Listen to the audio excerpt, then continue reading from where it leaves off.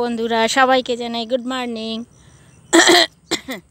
আমি যথারীতি এসে এই শালুক ফুলগুলো দেখছেন, এই শাপলা ফুল যাকে বলে, আমি এই বসে বসে আজকে শুধু এই শাপলা ফুলগুলো দেখছি আর ভাবছি যে এরা কত সুন্দর আছে, কত সুন্দর, সবাইকে তার সৌন্দর্য উপভোগ বিলিয়ে দিচ্ছে।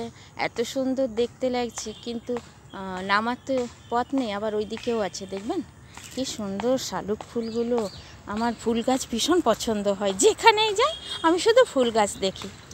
আমার ফুল গাছ, ফল গাছও পছন্দ। আপনাদেরকে দেখিয়েছিলাম না, সেই কানপুর গেছিলাম, কানপুরের আমের বাগান, মানে ইউপিতে যখন গেছিলাম, কানপুর হয়ে ট্রেন ধরলাম। তো যাই হোক, তো সেখান থেকে দেখালাম আমের বাগান।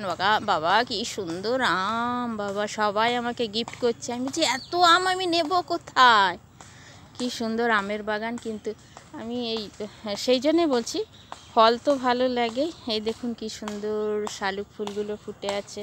একটা গাছ কেমন পড়ে গেছে। আমাদের এখানেও তো নানা রকম ঝড়ঝাপটা হয়, ঝড়ঝাপটা আসে। গাছটা যে পড়ে গেছে তার মধ্যেও সৌন্দর্য আছে, জানেন।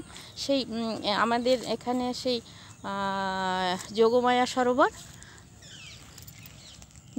সরোবরের মতো সেই সুন্দরী গাছ। যোগমায়া সরোবর এতটাই সুন্দর যে আমি তাকে নবাব নন্দিনী বলি এই অর্থে যে নিজের খেয়ালে চলে, নিজের খুশিতে চলে। ভীষণ ভালো লাগে।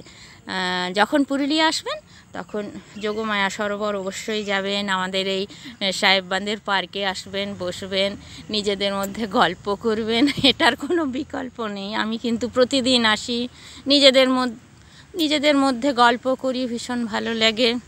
জানেন, এইখানে বসে থাকলেও মনে হয় জীবনটা কত সুন্দর। কোনো সমস্যা বলে মনেই হয় না।